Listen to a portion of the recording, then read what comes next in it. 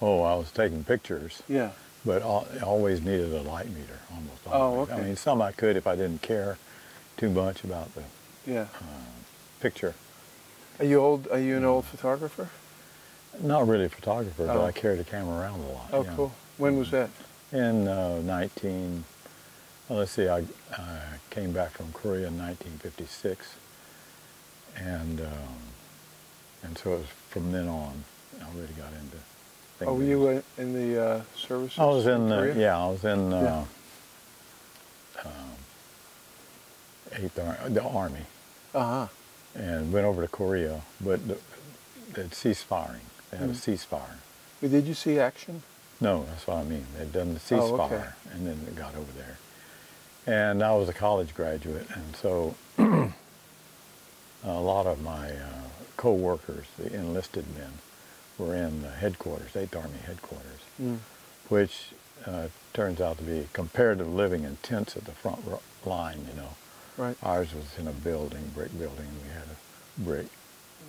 Everything was like, we just had it pretty good. Yeah. Our main thing was looking good and taking care of the generals. Right. So, okay, what I'm interested in is, as fellow hippies, is how did you make the transition from somebody who was in the services to this long-term hippie commune resident of the farm? Well, I knew that question would come up.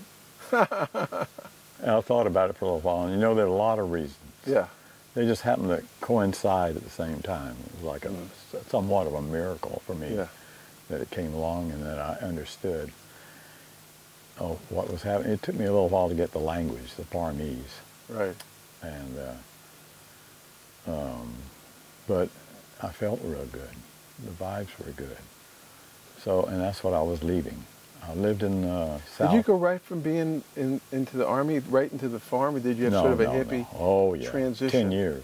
10 years? Oh, yeah. Well, how did that happen? How did you go from sort of like this, that's right, you know, soldier to kind of like, dude, exactly. the dude? Pretty straight. I was pretty straight, yeah. Oh, okay. I had a haircut and everything. And weren't you insurance salesman at that time? I was in insurance. Okay. I had a brokerage. You had a brokerage, your own brokerage? Well, no, it was a partnership, 3 of us. Oh, okay. How old were you? Oh, by that time it was probably 30, 34 or something like that. Wow. So I have an excuse. I was deluded by youth when this happened to me. You already were a smart guy. I was already past it. Remember they used to say anybody 30 over is like you can't trust them. That's right. John Belushi. Yeah, John Belushi. Well, I was past that. Yeah, right. But I'd lived in the South Berkeley area where all the hot Berkeley things was happening. Free speech and all those kind of things. And, oh, cool. The Salvio? Yeah. Were you there for all of that stuff? Yeah, that was the kind of stuff. Oh, cool. And then, but they did, it was martial law. Yeah. And they turned the person in charge was actually a pretty straight guy. Yeah. Nobody liked. It was this in Berkeley? Yeah, Berkeley and Oakland, the county. This like the 67, county was put under 68? martial law.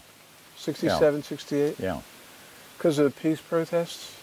Yeah, free speech. Oh, free speech. And the feminine... Martial law, did they actually bring in soldiers? Yeah. Holy. So I haven't gotten to that point yet. Oh my God. They brought in what? The National Guard? Yeah. So you had a potential Kent State there.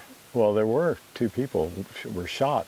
Oh, shot. They were up on the building. The Army, the National Guard was marching through the Telegraph Avenue. Was Nixon president at the time? Yeah. Wow. And so this sheriff, who was in charge of all the, martial law, the sheriff took over. Yeah. And so, so anyway, they marched the soldiers down Telegraph Avenue where a lot of the heat occurred around there. Right. And there were 2 guys on the roof, on a 1-story roof, or maybe it's 2-story roof, I can't remember, but started throwing rocks at them. And they shot them. Wow. 1 dead and 1 blinded. Okay, why is it only Kent State that's got You know, well, I mean, I didn't know. Larger number. And, I guess I missed that. Yeah. I'm surprised that somebody getting shot and killed by a National Guard didn't make like national news back then. Well, maybe it was, maybe. Probably, yeah. I mean, hey, you know. So I come back from the office one day, which was in You're not a hippie, Oakland. you're still an insurance salesman. Still. Okay.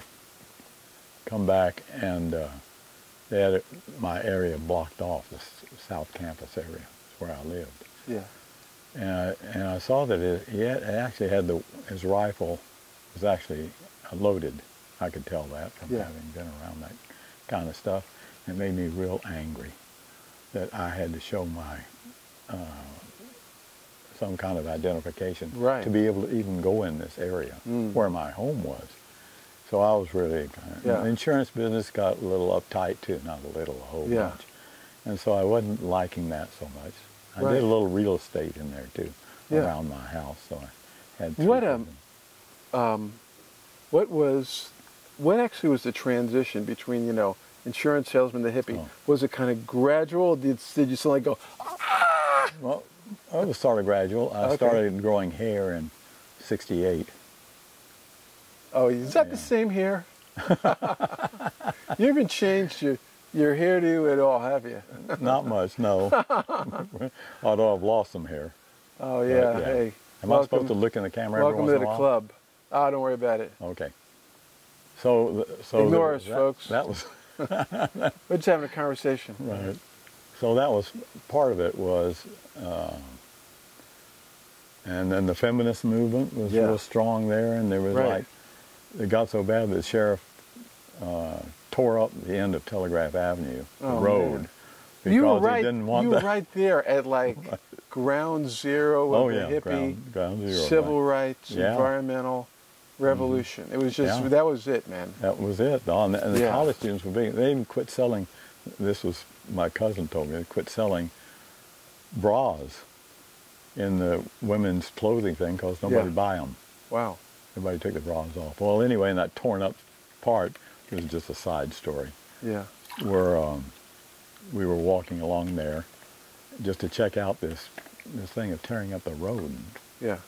Nobody had known about it before. And what was turned up? It was, What was it? It was, they were tearing up the road so that there wouldn't be so much traffic there.